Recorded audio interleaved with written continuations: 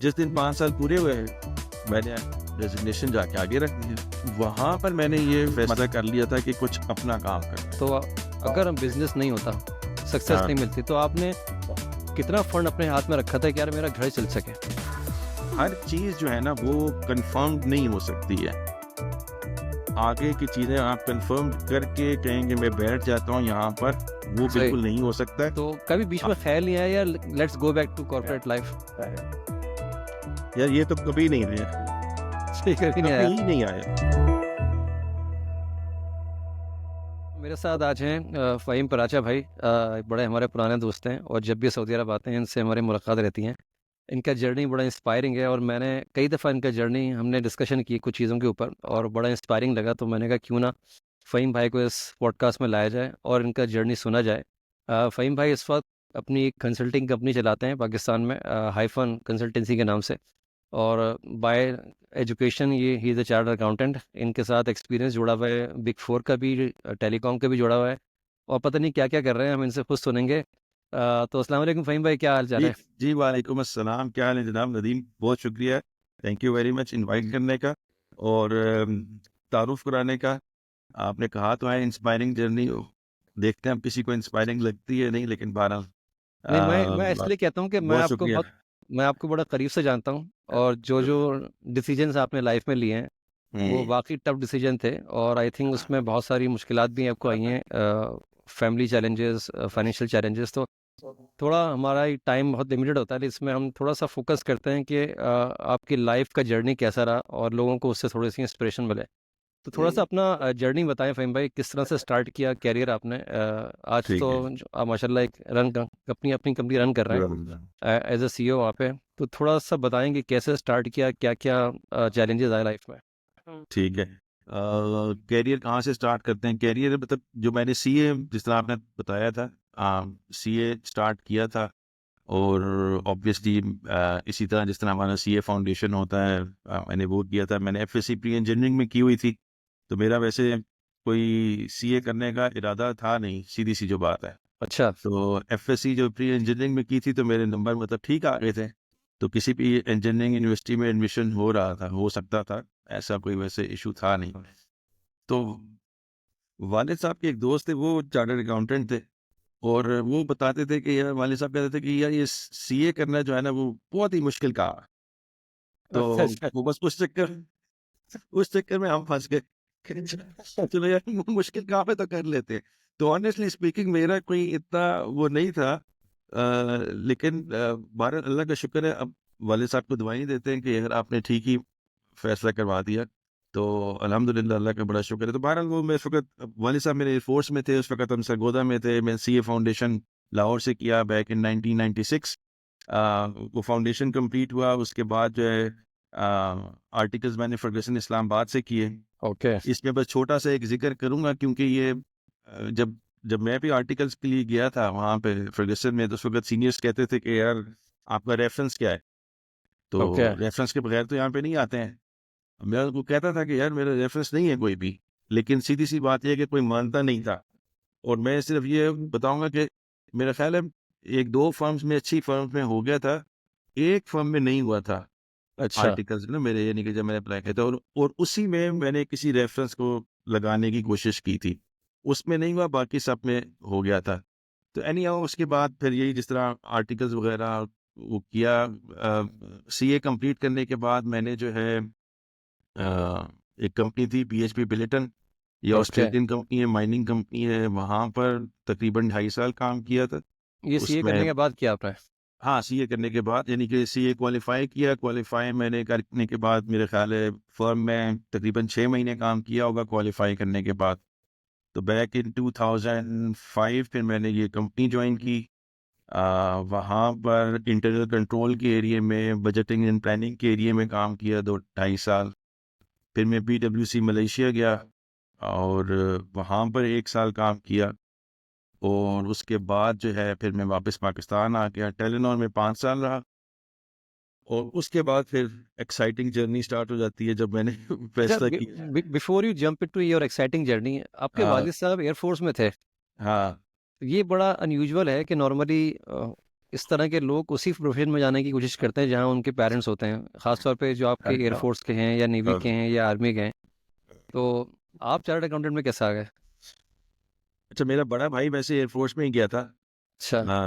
वैसे बता रहा हूँ तो मेरा ये था, मुझे थोड़ा सा मतलब ये जो मुझे एक फीलिंग जो आती थी उस टाइम पर भी, मतलब फ्रैंकली स्पीकिंग, मुझे ये लगता था कि एयरफोर्स या जो भी है आ, उसमें वैसे, लेकिन एक थोड़ी सी पहले ये बताऊंगा कि जिस वक्त मैं एफएससी में था, उस वक्त मैं सरगोदा बेस में, मतलब वालिद साहब होते थे सरगोदा में था। अब सरगोदा सही जो मतलब बेस है for known for fighter aircraft and everything.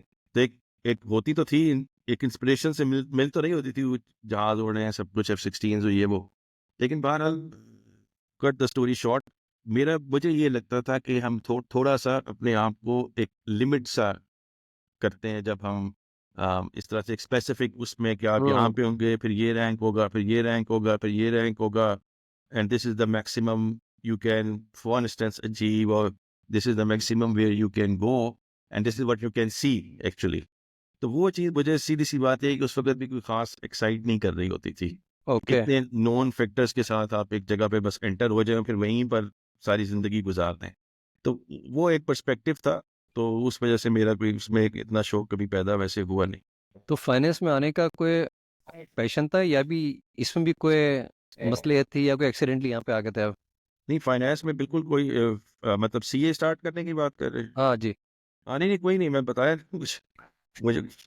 पढ़ने वढ़ने का शौक था? नहीं नहीं नहीं नहीं नहीं, मैं अच्छा स्टूडेंट था वैसे। मैं स्टूडेंट अच्छा था। मैंने अपने जो एफएससी की थी, जो मेरा कॉलेज था, उसमें मैंने वैसे टॉप किया था प्री इंजीनियरिंग में बहुत ज़बरदस्त। अपने कॉलेज में। तो मैं पढ़ाई में कोई ऐसा चक्कर नहीं था, लेकिन मेरा कोई खास मतलब उस तरह से नहीं था। मैंने बताया ना, मुझे सिर्फ ये था कि वो कह दिया वाले साहब ने कि सीए बड़ी मुश्किल से होता है। तो तो वहाँ वैसे चैलेंज ले लिया आपने। दिमाग में चीज बैठ गई कि यार ये क्या चक्कर है, मुश्किल से होता है। मैं कहा चलो करते हैं। यही था मतलब मुझे कोई खास ऐसा कोई इंटरेस्ट नहीं था कि तो मैंने आपने मतलब चार्टर्ड जो सीए अकाउंटेंट किया है, बनना है। आपने वाकई सीए मुश्किल से किया या आसानी से कर लिया था?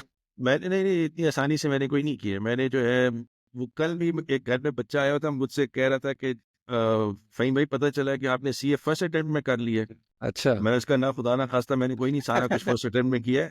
और जो बंदा फर्स्ट अटेम्प्ट में कर ले वो पक्का सीए नहीं होता है। वो नहीं होता है, वो कच्चा होता है। वो पक्का नहीं होता है। तो मेरा ख्याल है मैंने कोई फाइनल में 3-4 अटेम्प्ट्स तो लिए होंगी एक्स्ट्रा कोई। यानी जब तक कोई रेफरल ना आए, जब तक कोई लैप्स ना ना हो, ना ना ना, सीए उसके करने में मज़ा बगैर नहीं आता। तो 3-4 होंगी, मेरा ख्याल है 3-4 हुई थी। मैं 1.5 साल मुझे लगता है मेरा ज्यादा लगा था, डेढ़ तो दो आपने जॉब शुरू की सीए क्वालिफाई करने के बाद की थी या उसके बीच में शुरू कर दी थी कहीं?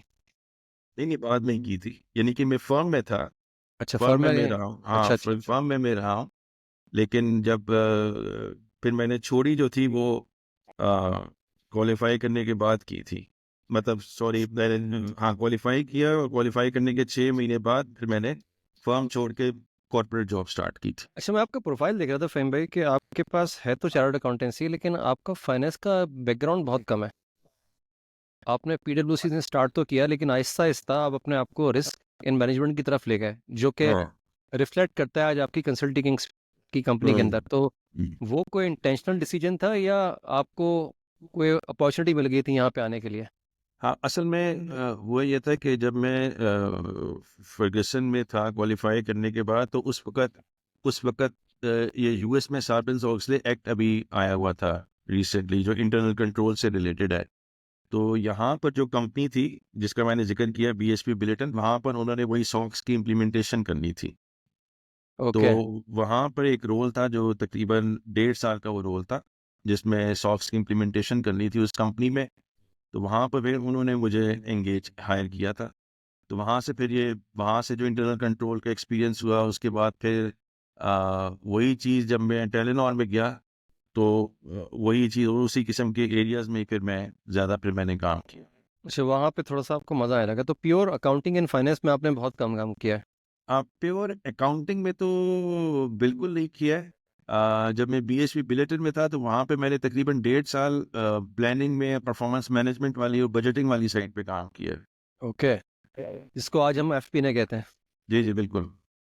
तो ज़बरदस्त सर। तो बाद में आपने मूव किया, फिर टेलीकॉम की तरफ भी मूव कर गए आप। वो एक डिफरेंट एरिया था आपका जहाँ आपने अच्छा खासा काम किया टेलीकॉम के अंदर।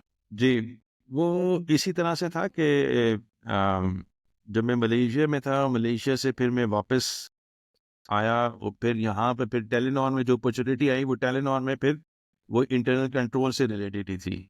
ओके। तो वो हेड ऑफ इंटरनल कंट्रोल की अपॉर्चुनिटी थी, वही जो एक्सपीरियंस मेरा पहले बीएचपी बुलेटिन में था। तो फ़हीम भाई, आपके जो एक्सपीरियंस में एक इंडस्ट्री आपके लाइफ में आई जो कि टेलीकॉम थी, और टेलीकॉम ज्वाइन करने के लिए आपको मलेशिया से यहाँ पे आना पड़ा था। तो उसमें क्या डिफ़िकल्टी आई मलेशिया में? क्या लाइफ डिफरेंट थी जो आपने प्रेफ़रेंस दी पाकिस्तान आने के लिए? अच्छा, मलेशिया में सीधी सी बात है कि वर्क एनवायरनमेंट वहाँ की थोड़ी सी टफ है, टू बी ओके। ऑनेस्ट। ठीक है जी। और फ्रैंकली स्पीकिंग मैं कोई हार्ड वर्किंग इंसान नहीं हूँ। यानी कि ओके। ये कहना है कि जनाब मैं कोई रात गए तक काम करता रहूँगा और ये हो जाएगा और वो हो जाएगा और मैंने आगे बढ़ना है, मैं छोड़ूंगा नहीं, ऐसा भैया नहीं मैं था। नहीं हूँ, सीधी सी बात है। हाँ, तो उसमें कोई लगी लिपटी बात है नहीं। ये जो मेरे सारे दोस्त मेरे कुलीग्स रहे हैं, उनको पता है कि मतलब कितना काम मैंने किया। तो वो प्रॉबेबली सीधी सी बात है कि वो मेरे लिए शायद थोड़ी सी ज़्यादा टफ होगी। एक कुछ रीज़न ये भी था और दूसरा ये भी था कि मेरा मतलब मुझे ऐसे लग रहा था कि मैं अपनी मतलब एक ब्रॉडर फैमिली होती है, फैमिली लाइफ ओवरऑल, मतलब वाइफ और बच्चे साथ थे, लेकिन वैसे अदरवाइज मुझे हुँ। लग रहा था कि यार पाकिस्तान चल के रहना चाहिए वापस। तो वो बहरहाल बहुत ही जल्दी, यानी कि मैंने साल ही उधर रहा और फिर मैं वापस आ गया। हुँ। तो प्राइमरीली ये नहीं था कि मैंने वापस टेलीकॉम को ज्वाइन करने के लिए मैं आ रहा था। मैंने मलेशिया से ही वापस पाकिस्तान ही आना था। तो आपने वो वहीं फिर से मैं क्विट आया और करना था। फिर मैंने जो है वो उधर ज्वाइन की। जो टेलर में आपने 5 साल काम किया, उसके बाद आपका जो जर्नी शुरू हुआ, आपके दिमाग में ये भी चल रहा होगा कि मैं कुछ अपना भी शुरू करूँ, जॉब के साथ-साथ। वो दिमाग में कैसे आना शुरू हुआ? वो थॉट प्रोसेस कहाँ से स्टार्ट हुआ कि जॉब वो से तो निकलना है? हाँ, टेलीनॉर में मैंने 5 साल काम किया ना, तो टेलीनॉर का जो चौथा साल था ना, जब 4 साल हो गए थे, तब और ये दिमाग में स्लोली नहीं आना शुरू हुआ। आप ये समझें कि वहाँ पर एक होता था program, leadership development program. Okay. वो एक यूनिवर्सिटी के साथ होता था। वहाँ पे आप तकरीबन 10 या पता नहीं 7-8 दिन वहीं पे रहते थे और वो एक अच्छा कोर्स था। उसमें थोड़ा-सा आपको कोई भी अपॉर्च्युनिटी मिलती है कि आप अलहदा होके हुँ। कोर्स भी कर रहे हैं, रात आराम कमरे में बैठे हुए हैं, सोच रहे हैं, ये सारा कुछ हो रहा है। तो वहाँ पे उस वक़्त थोड़ा-सा मुझे ये चीज़ हुई कि आई मीन मैं क्या कर रहा हूँ, मैं क्यों कर रहा हूँ? ये मैं इसी तरह करता रहूँगा या तो कुछ और सेल्फ करना चाहिए? बस सेल्फ यही जो अवेयरनेस आनी सवालात शुरू हुई। आते रहते हैं। तो वहाँ पर मैंने ये मतलब एक सॉर्ट ऑफ अपने एंड पर ये फैसला कर लिया था कि कुछ अपना काम करना है। ठीक है? अच्छा, उस कोर्स के और दौरान, उस कोर्स के दौरान और जो कंपनी करा रही थी। जो कंपनी कोर्स करा ये नदीम भाई इतना भी ना करे यार, वो सोच तो सकते यार, ये कमाल की आपने। अच्छा, तो ये था कि वो फिर हाँ, वो फिर ये हाँ, उसमें ये था कि एक एंगल ये भी था कि मैं पहले पढ़ाता भी रहा था, यानी कि ओके। साथ-साथ। जनरली मुझे अच्छा। शौक था तो मैं साथ-साथ पढ़ा रहा होता था सीए के या एसीसीए के स्टूडेंट्स को। फर्ग्यूसन के ज़माने में भी, उसके बाद भी। एक ज़हन में ये चीज़ चल रही थी कि कुछ इसी से रिलेटेड शुरू कर देंगे। ओह! कुछ था कि कंसल्टिंग से रिलेटेड, लेकिन ये था कि शुरू कर दूँगा। और ये मैंने फैसला कर लिया था कि आज से 1 साल के बाद मैंने छोड़ देनी है जॉब। अच्छा, टारगेट बना लिया था आपने। अच्छा, अब वो भी मैं कोई अब आप ये समझेंगे पता नहीं इसने 1 साल में क्या-क्या करना था। मतलब सीधी-सी बात बता रहा तो वहाँ पर ग्रेच्युटी जो है वो 5 साल बाद मिलती थी। ओके। ठीक है? तो मैंने कहा यार 5 साल के बाद मुझे ग्रेच्युटी मिल जाएगी। 1 साल जो है मैं थोड़ी सी इस लाइन पर काम करना शुरू कर देता हूँ और 5 साल पूरे होंगे तो अल्लाह न खैर सला। तो जिस दिन 5 साल पूरे हुए, मैंने रेज़िग्नेशन जाके आगे रख दिया, छोड़ दी। नहीं, तो उस वक़्त कंपनी वगैरह बन गई थी या बस टारगेट अचीव किया था आपने कि मुझे ये करना है? नहीं, कंपनी बना ली थी। अच्छा। और जिस तरह होता है कि थोड़ा बहुत साथ-साथ आप ये शुरू करते हैं, जिस तरह सॉर्ट ऑफ आप like okay. As a freelancing कुछ ना कुछ कर सकते हैं। ठीक है। वीकेंड पे कुछ कर लिया या बाद में कुछ कर लिया। तो छोटी-मोटी चीज़ें स्टार्ट कर दी हुई थी। कुछ काम कर भी रहा था और उससे ये आइडिया थोड़ा-सा हो रहा था कि शायद इससे मतलब ये किया जा सकता है। किया जा लेकिन सकता है। ऐसा नहीं था कि वो अक्सर औक़ात आप देख रहे होते हैं ना, ब्राउजिंग कर रहे होते हैं, एकदम से कोई चीज़ सामने आ जाती है हाँ, कि ये बंदा जो है वैसे तो इतने कमाता है, लेकिन अपनी साइड हसल से वो इतने कमा लेता है। हाँ, तो मतलब ऐसा कुछ नहीं था कि ऐसा पता नहीं कुछ नहीं क्या था। कर, हाँ, ऐसा कुछ नहीं था, बट ठीक है, नॉर्मल नॉर्मल था सिलसिला। लेकिन बस उससे ये थोड़ी-सी तसल्ली थी कि यार कोई नहीं, हो जाएगा, अल्लाह खैर करेगा। तो तो उस वक़्त देखें सबसे बड़ा प्रेशर जो आता है वो आता है फैमिली का, कि हाँ, अच्छी लगी भली जॉब छोड़ रहे हैं, अच्छी खासी हाँ, सैलरी आ रही है, एक हाँ, एक लाइफ फिट है, सब चीज़ें मौजूद हैं, सारी लाइफ की ख्वाहिशात पूरी हो रही हैं, ट्रैवलिंग, शॉपिंग, खाना-पीना, तो वो हाँ, उस जगह से निकलने के लिए फैमिली की सपोर्ट बड़ी ज़रूरी थी। तो बहुत इम्पोर्टेंट। उनको आपने कैसे समझाया कि यार मैं क्या करने वाला हूँ, जॉब छोड़ रहा हूँ हाँ, और नहीं, फैमिली की सपोर्ट तो बहुत ही इम्पोर्टेंट है। जी। उस वक़्त बच्चे तो मतलब बिल्कुल छोटे-छोटे ही थे। यानी कि बड़ा बेटा मेरा ख़्याल है 2-3 साल का होगा। तो ऑब्वियसली अपने वाइफ़ के साथ इस चीज़ को टेक अप करना होता है। पेरेंट्स के साथ जो है वो डिस्कशन होती है। तो वो अल्लाह का शुक्र है, अल्हम्दुलिल्लाह। मतलब वाइफ़ की तरफ से पूरी एक सपोर्ट थी इस चीज़ पर। पेरेंट्स की तरफ से ये था कि अच्छी बात, उन्होंने भी थोड़ा-सा ज़रा ऑब्वियसली एक यही कहा था कि यार ज़रा मतलब हाँ, ध्यान से, क्या हो गया भाई? थोड़ा बहुत इस तरह थोड़ा, लेकिन लेकिन बहरहाल उन्होंने कहा कि मतलब ठीक है, अब अगर लगता है तो ठीक है। तो वो बड़ा ज़रूरी है। मेरा ख़्याल है कि आपके ख़ास तौर पे उसके बाद जो चीज़ें आपकी लाइफ़ में आती हैं, जब आप वो एक डिसीज़न ले चुके होते हैं, तो जो आपको मुख्तलिफ़ टाइम्स पर इमोशनल आई मीन सेटबैक्स हो सकते हैं। ये तो रोज़ की फिर कहानी होती है ना, जब आप बिज़नेस कर रहे नहीं, होते हैं। ख़यालात तो आते हैं ना, ऐसा हो गया तो हाँ, क्या होगा? कोई बीमारी आ गई तो क्या होगा? हाँ, बहुत सारे हाँ, ख़यालात आते हैं, ऐसा इतना हाँ, आसान डिसीज़न नहीं है। हाँ। तो वो बहरहाल उसमें ये था कि वो बस एक इरादा किया हुआ था, और इसमें फिर आगे इस पे डिस्कशन होती, तो बाकी फिर चीज़ें इस पे बात करते हैं कि ये कैसे, वो हर एक अपना-अपना एक पर्सनल एक पर्सपेक्टिव और एक माइंडसेट है। वो उसके मुताबिक हर कोई डिसीज़न ले सकता है। वो ज़रूरी नहीं है कि वो हर एक को वही चीज़ सूट करती हो या हर एक को उसी तरह से करना चाहिए। हाँ, डिपेंड ये करता है कि आप किस माइंडसेट में हैं, और उस माइंडसेट में आपकी पूरी कन्विक्शन है या नहीं है। अगर वो है तो वो आपके लिए ठीक है। अगर वो बिल्कुल। माइंडसेट और वो कन्विक्शन नहीं है, तो वो आपके लिए चीज़ ठीक नहीं है। तो मतलब अगर आप मुझसे पूछेंगे तो मैं अपने हिसाब से बताऊँगा, लेकिन ज़रूरी नहीं है कि वो हर एक के लिए सूटेबल चीज़ हो। अच्छा, उस वक़्त जो आपने अपनी फाइनेंशियल मैनेजमेंट की थी, जो कि सबसे क्रिटिकल पार्ट होता है, तो अगर बिज़नेस नहीं होता, सक्सेस हाँ। नहीं मिलती, तो आपने कितना फंड अपने हाथ में रखा था कि यार मेरा घर चल सके? या था ही नहीं बिल्कुल? आपकी हँसी से पता लग रहा है, था ही नहीं। यार, अब लोग कहेंगे कि ये पता नहीं कहाँ का चार्टर्ड अकाउंटेंट है, और क्या रिस्क मैनेजमेंट, और क्या प्लानिंग, और ये और वो और सारा कुछ। यार मतलब मैं आपको एक और वैसे मजे की बात बता देता हूँ इस मौके पर, क्योंकि अब आपने उसकी फाइनेंसिस के हिसाब से बात की है। जिस वक्त मैंने ये जॉब छोड़ी थी, जिस वक्त मेरा आखिरी दिन था, मेरा ख्याल है, उसी वक्त मेरे साथ दो फाइनेंशियल सेटबैक्स हो गए। अच्छा, ठीक है जी। और वो जो दो फाइनेंशियल सेटबैक्स थे, जो छोटी मोटी मुझे तसल्ली सी थी कि इतने पड़े हुए हैं, तो समझे 2-3 महीने चल जाएंगे, ये काम कर रहे होंगे, थोड़ा सा और हो जाएगा, तो वो उस पर एक डेंट बहरहाल था। ओके, और ये डेंट उसी दिन हुआ। एक ये हुआ कि गाड़ी का एक्सीडेंट हो गया। अच्छा। ठीक है। अब वो कंपनी की गाड़ी, तो वो मैंने फोन किया, उन्होंने कहा भाई आपकी अब इंश्योरेंस खत्म हो गई।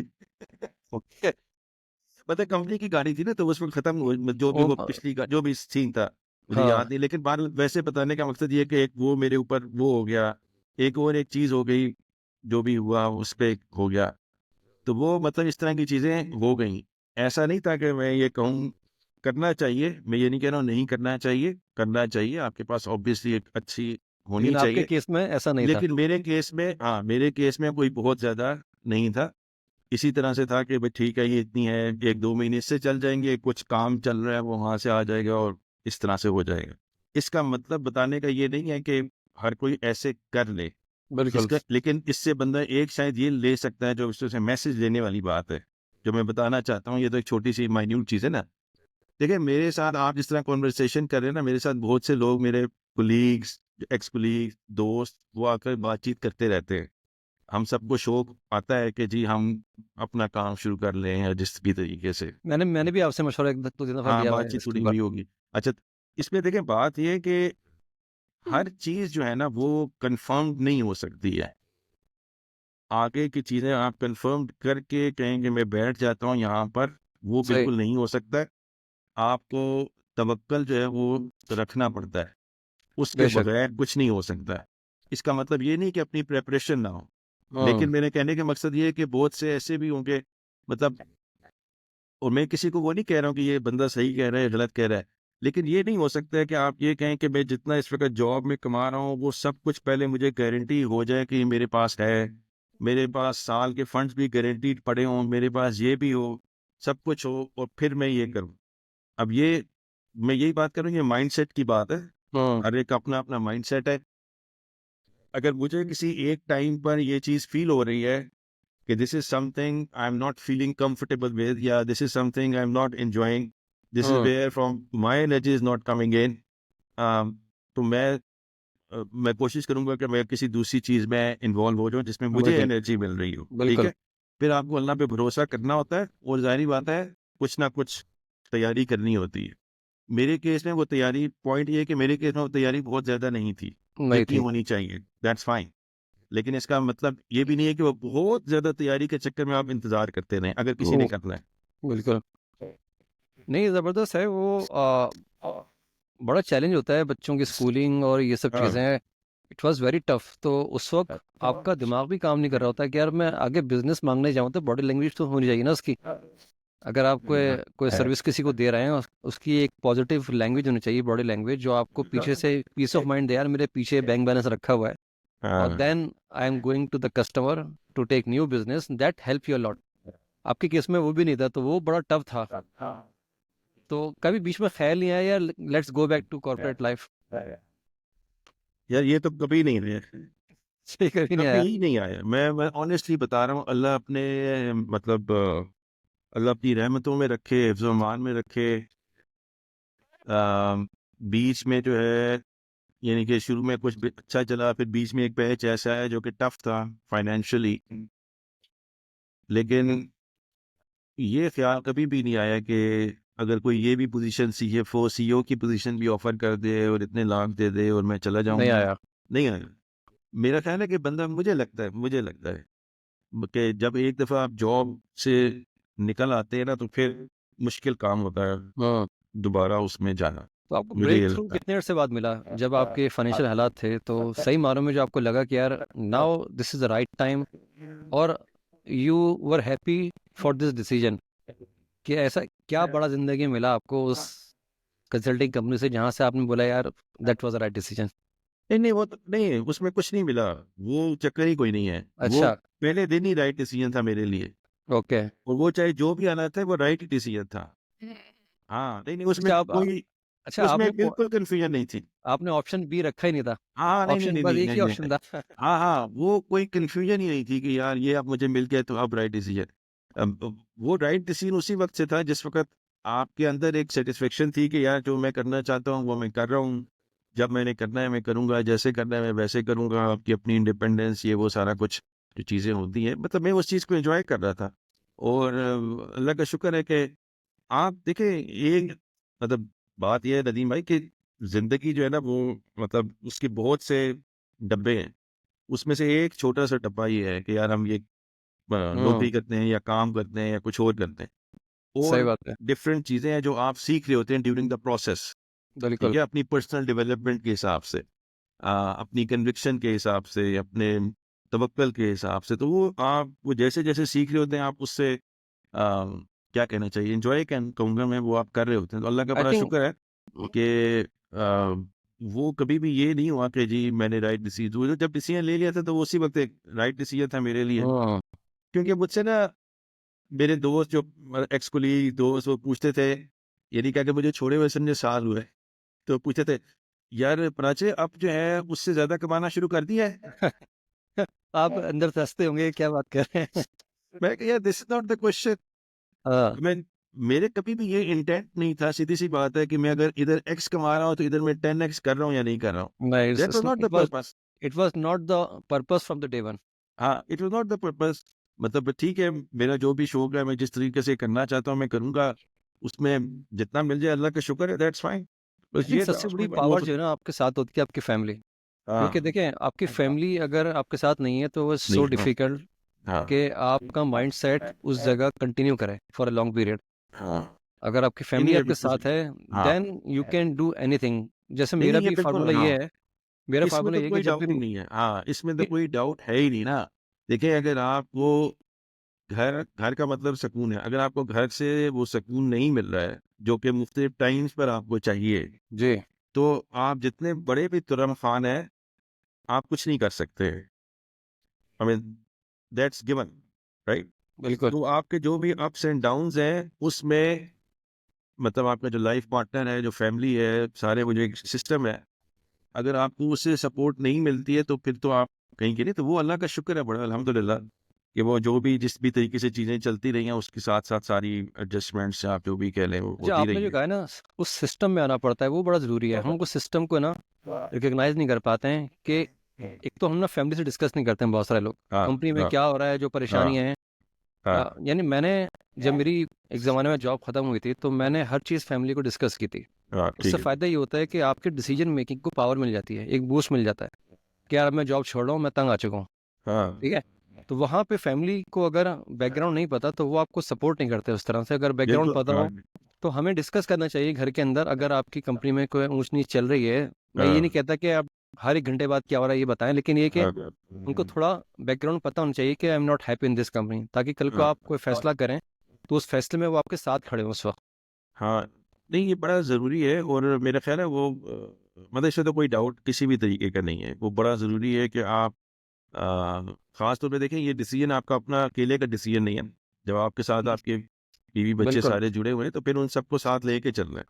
तो मतलब मैं तो अभी भी कोई चीज़ें कर रहा होता हूँ, तो अब बच्चे अल्हम्दुलिल्लाह मतलब बड़े हैं, 18-19 साल के हैं बड़े, या अदरवाइज़ भी छोटे भी हों। तो मैं तो कहता हूँ, उनसे पूछता हूँ मैं चीज़ें कि अच्छा भाई ये करने लगे हैं, क्या कहते हो भाई? तुम्हारा क्या ख़्याल है?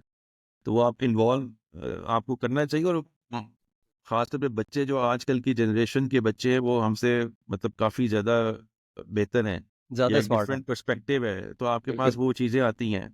इसी तरह हम समझते हैं कि यार हम बड़े चार्टर्ड अकाउंटेंट हैं, ओ भाई आपकी बीवी जो है वो आपको काफ़ी बेहतर मशवरे दे सकती है, मुख्तलिफ चीज़ों में होता है कि बिल्कुल। अच्छा भाई ऐसे है, वैसे है, जो भी है। तो वो जब आप डिस्कशन करते हैं बहुत सी चीज़ों में, तो वो अपना मतलब एक दिल का बोझ भी हल्का होता है, दूसरा भी आपको कुछ ना कुछ बताता है। हाँ। वो बड़ा ज़रूरी है, आप अकेले ये चीज़ें इस तरह करके नहीं लेके चल सकते। अच्छा कंपनी बन गई, सब चीज़ें सेट हो गई, तो अब आगे प्रोसेस आता है कि आपको अपनी लोग चाहिए होते हैं काम करने के लिए। हाँ। तो वो कब से स्टार्ट किया आपने लोगों के साथ को हायरिंग करना है या अपने साथ उसको मिलाना? वो भी एक चैलेंजिंग था क्योंकि जब सैलरी नहीं देंगे बिजनेस नहीं को तो काम कौन करेगा? हाँ। अ, उसको साथ ही कैसे कर ओवर दिया किया? था, जिस तरह से मैं उसको बता कैसे रहा हूँ ओवरकम किया? कि हाँ, कुछ ना कुछ छोटा-मोटा काम साथ स्टार्ट हुआ हुआ था।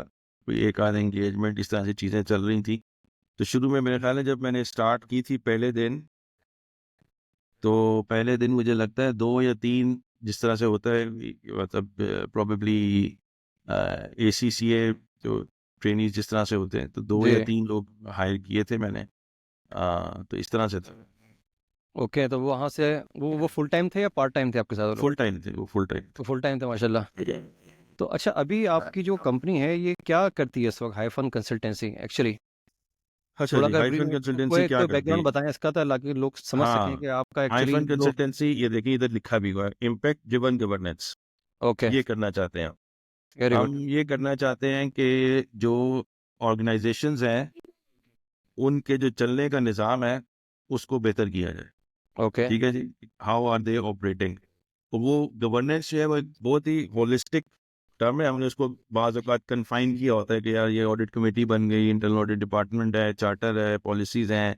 तो चलो जी ये या वो कॉर्पोरेट लॉ में ये लिखा हुआ है, उसके साथ कंप्लायंस हो गई, तो ये गवर्नेंस है। गवर्नेंस तो एक पूरा निज़ाम है कि ऑर्गनाइज़ेशन ओह, ने सस्टेनेबल तरीके से वैल्यू जनरेट करनी है। How can that be done? Right? Okay. उसमें आपका पर्पस आता है, आपकी ऑर्गेनाइजेशन की वैल्यूज़ आती हैं, आपकी स्ट्रेटजी आती है, आपकी परफॉर्मेंस मैनेजमेंट आती है, फिर आपके प्लेटफ़ॉर्म के हाँ, तौर पर पॉलिसीज़ आती हैं, प्रोसेसेस आते हैं, स्ट्रक्चर आता है, ठीक है? तो ये सारी चीज़ें। तो हमारा काम यही है कि वो उसमें मैच्योरिटी लेके आ जाए। चाहे ओके। वो परफॉर्मेंस मैनेजमेंट हो, चाहे वो रिस्क मैनेजमेंट हो, इंटरनल कंट्रोल हो, प्रोसेसेस हो, ये। तो ये हमारा कोर एरिया है। इसमें हमारी ये कि सर्विसेज भी हैं, और जिस तरह हम सॉफ्टवेयर वाली साइड पर भी हैं इन्हीं सर्विसेज से रिलेटेड। ओके। उसमें हमारा इंटरनल ऑडिट का एक सॉफ्टवेयर है एबिलिटी के नाम से। और परफॉर्मेंस मैनेजमेंट वाली साइड पर हम टूल्स जो है वो कुछ बना रहे हैं, जिससे हम बेसिकली फाइनेंस फंक्शंस को इनेबल करना चाहते हैं to better drive the business. अच्छा, ये हमारा प्राइमरीली काम है। तो अभी आपकी जो मेन मार्केट है वो पाकिस्तान है, और मैं देख रहा था कि आपने अभी रिसेंटली आपकी एक तो यूएई में आपका साथ काम चल रहा था, फिर आप शायद मैंने देखा था यूके के अंदर भी आपने कोई एक एंटिटी बनाई हुई है, और रिसेंटली अच्छा, शायद ऐसा आपने है कि हम जो है पिछले तकरीबन 2017-18 से जो सऊदी मार्केट है वहाँ पर ज़्यादा एंगेज रहे हैं। ठीक अच्छा। है। उसमें जो IFRS कन्वर्जन के जब यहाँ पे आई थी, तो IFRS एडवाइजरी सर्विसेज थी, hmm. Finance transformation, internal audit services, risk management, ये चीज़ें हम सऊदी मार्केट में कर रहे हैं। इसी तरह UAE के मार्केट में हम स्पेसिफिकली फोकस्ड हैं towards internal control implementations. Okay. वहाँ पर ये रिक्वायरमेंट है कि आपने जो गवर्नमेंट एंटिटीज़ हैं और जो जॉइंट स्टॉक कंपनीज हैं, पब्लिक लिस्टेड कंपनीज हैं, they need to have an internal control and risk management framework. तो वहाँ पर हम ऑर्गेनाइजेशंस के साथ इन्वॉल्व हैं। अल्हम्दुलिल्लाह अच्छी जो बड़ी ऑर्गेनाइजेशंस हैं रिन्यूएबल्स में, उनके साथ हाँ। काम किया है, इधर इम्प्लीमेंटेशंस की हैं। और यूके में भी हम इस वक्त जो हमारा स्पेसिफिक फोकस है, वहाँ पर भी कोड ऑफ कॉर्पोरेट गवर्नेंस की रिक्वायरमेंट है इंटरनल कंट्रोल इम्प्लीमेंटेशंस की। और वो सिर्फ रिस्ट्रिक्टेड नहीं है फाइनेंशियल रिपोर्टिंग की तरफ, बल्कि वो ऑपरेशंस और कंप्लायंस इन चीज़ों को भी साथ देख रहे होते हैं। तो वहाँ पर भी ओके। हमारा फोकस यही है। सऊदी अरब में हमने अभी रिसेंटली फिर कंपनी भी अभी इस्टेब्लिश की है, आई मीन टू माशाल्लाह। Better penetrate and to provide services in a better वे।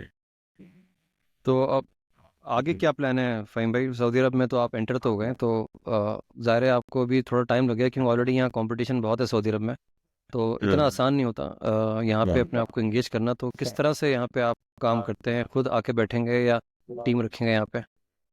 हाँ, इसमें यही है कि मेरी अपनी इन्वॉल्वमेंट ही ज़्यादा होनी है ऑब्वियसली, हाँ। क्योंकि वहाँ पे क्योंकि काम तो हम पहले भी कर ही रहे थे।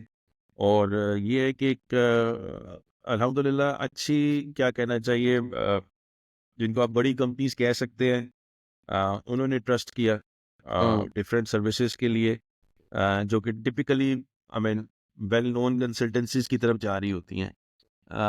मेरा ख्याल ये है कि अगर आपकी अपनी एक स्पेशलाइज्ड नीश हो, नंबर वन।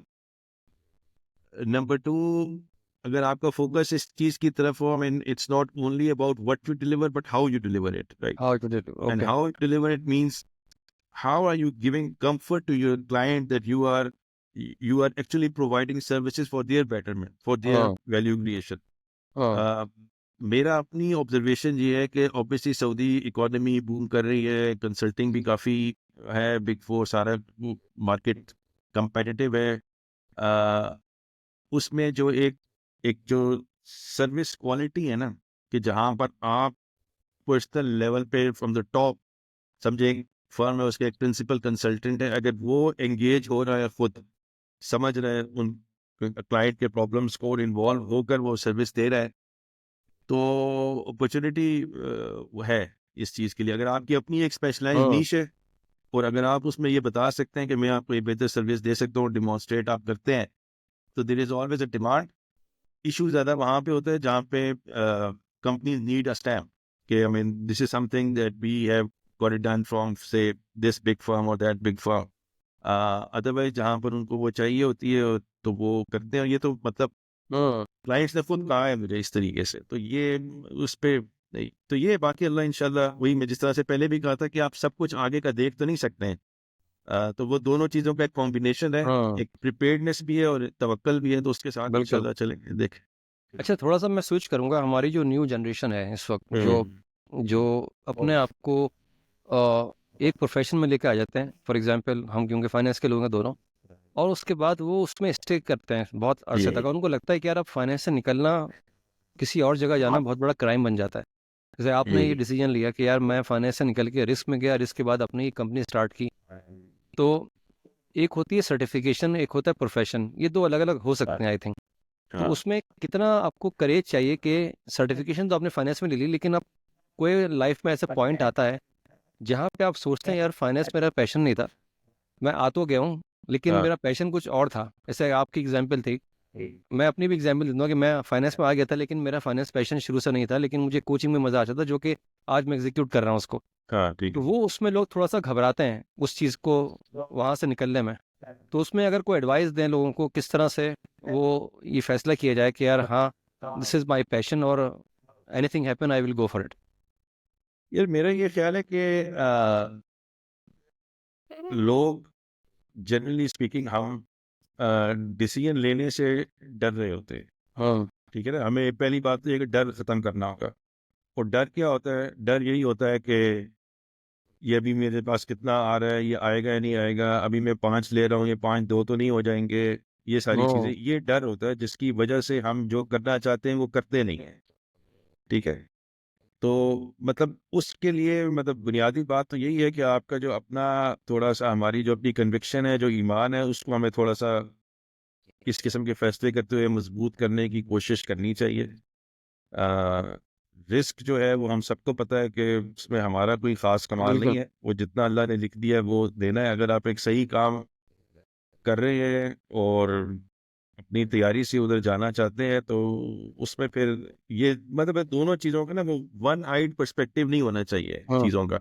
जब हम अच्छा एक पर्सपेक्टिव ले लेते हैं ना एक साइड का, तो उसकी वजह से हम हमारे फैसलों में हमें थोड़ा सी दिक्कत आती है, अच्छा, उसको हमें जो आपने डर की बात की ना, डर डर दो तरह के होते हैं। एक होता है कि पैसे का कम हो जाना, यानी हाँ सैलरी। दूसरा डर होता है कि लाइफस्टाइल खो देना। हाँ ये दो अलग अलग चीज़ें होती हैं। तो आई थिंक आपको क्या लगता है कि लाइफस्टाइल की वजह से लोग वो फैसले नहीं ले पाते हैं, या पैसे कम होने की वजह से फैसले नहीं ले पाते हैं? क्योंकि कंपनी कॉर्पोरेट की एक लाइफस्टाइल होता है। हाँ आपको हाँ गाड़ी हाँ मिली हुई है, मोबाइल मिला हुआ है, ट्रेनिंग पे जा रहे हैं, ट्रैवलिंग पे जा रहे हैं, हाँ लेकिन जब अपना काम करते हैं, आप उस पैसे को खर्च करते हुए घबराते हैं कि यार मैं, बिल्कुल। कंपनी मुझे ऑफर करती थी बिजनेस ट्रिप, बिजनेस क्लास में, now I will go for economic class. जब कंपनी में था तो मैं महीने में 2 दफ़ा आउटसाइड ईटिंग करता था, अब हम 1 दफ़ा कर लिया करेंगे। तो ये बड़ा फैक्टर आता है जब आप अपना काम शुरू करते हैं। हाँ, वो अब डिपेंड यही करता है कि वो लोग अपना काम शुरू करके कहाँ से कहाँ पहुँच जाते हैं। उस वक़्त वो कंपनी हाँ, का लाइफ़स्टाइल बहुत पीछे रह सकता है, बहुत पीछे रह सकता है। बहुत पीछे रह सकता है ना। तो वो बंदे को एक पॉज़िटिव माइंडसेट भी होना चाहिए ना उसके साथ। मतलब आपको देखना, अगर आप लाइफ़स्टाइल ही की बात करें एज़ एन एग्ज़ाम्पल, अगर किसी ने इस पर्सपेक्टिव से भी डिसीज़न लेना है, तो लाइफ़स्टाइल के पर्सपेक्टिव से भी उसको पॉज़िटिव फिर देखना चाहिए कि मैं यहाँ हाँ। से कहाँ जा सकता हूँ, ठीक है? और मैं जहाँ जा सकता हूँ, वहाँ पे मेरा लाइफ़स्टाइल क्या होगा? तो it could be much better than whatever the lifestyle ही और हाँ। She is currently enjoying, right? तो उसके लिए फिर एक मतलब अगर आपने काम करना है तो फिर आप पॉज़िटिव रह के ही वो कर सकते हैं।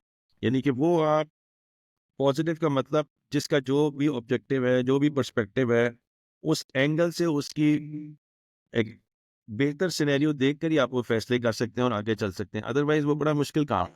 अच्छा, इसमें एक फैक्टर फ़हीम भाई ये भी होता है कि जॉब की जो लाइफ है आहिस्ता-आहिस्ता कम होती है। ठीक है? जो जो एन्जॉय आप 40 इयर्स में कर रहे हैं, शायद 50 इयर्स में ना करें। क्योंकि हुँ, कंपनी के ऊपर भी आप थोड़ा-सा बर्डन बन जाते हैं आगे जाके, क्योंकि वो कंपनी आपकी जगह 4 बंदों को हायर कर लेती है उतने पैसों में।